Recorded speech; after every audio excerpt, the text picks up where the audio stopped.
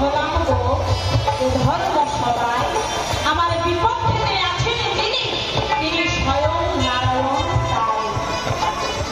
শোনো শোনো ও নারায়ণ, আমি তোমাদের জানাই, তোমার কাছে কিছু কথা আমি শুনতে চাই।